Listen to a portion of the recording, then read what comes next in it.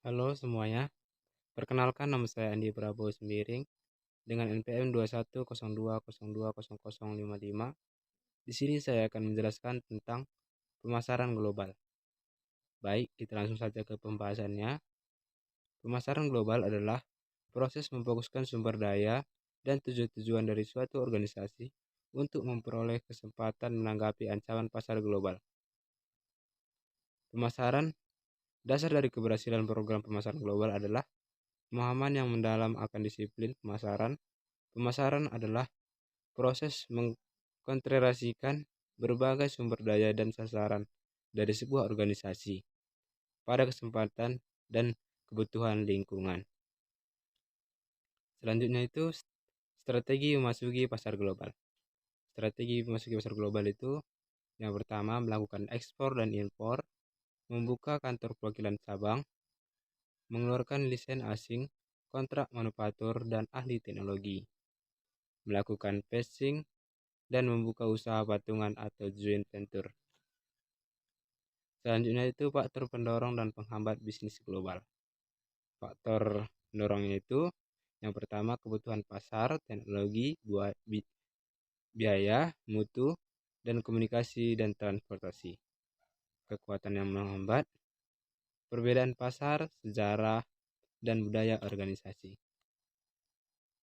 Pedagang luar negeri. Pengertian pedagang internasional merupakan hubungan kegiatan ekonomi antar negara yang diwajibkan dengan adanya proses pertukaran barang atau jasa, atau dasar sukarela dan saling menguntungkan. Pedagang internasional dapat juga diartikan pedagang yang dilakukan oleh penduduk suatu negara dengan penduduk negara lain atas dasar kesepakatan bersama. Manfaat pedagang internasional adalah efisiensi, peningkatan produktivitas, sumber penerima negara. Baik, kita langsung saja ke studi kasus dari pemasaran global, yaitu studi kasus Citibank di Jepang. Pada awal mula Citibank mendirikan perusahaannya di negara Sakura, perusahaan ini merasakan pahitnya perjalanan. Bahkan sakit pahitnya, perusahaan ini mau gulung tikar.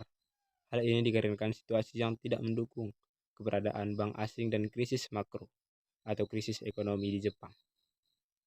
Sebelum membahas mengenai strategi yang dipakai di Citibank dalam menangani masa-masa sulit di Jepang,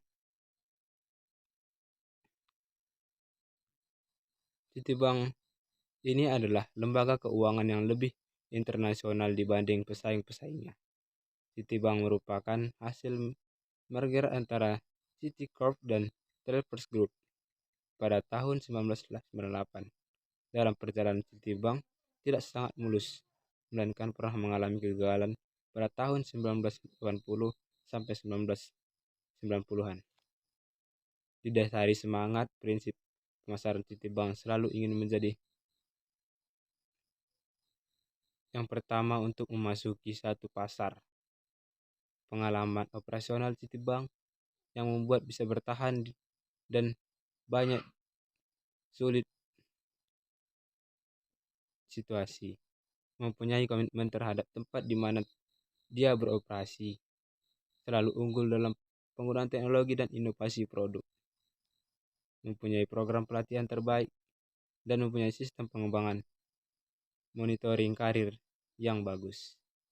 Dari prinsip Citibank dengan cepat menanggapi masalah yang mempunyai di Jepang, kebangkitan ini tidak lepas dari pengamatan lingkungan pemasaran yang mencangkup. Jadi kesimpulan dari pembahasan ini adalah pemasaran global adalah proses memfokuskan sumber daya dan tujuan dari suatu organisasi untuk memperoleh kesepakatan dan menanggapi ancaman dari pasar global.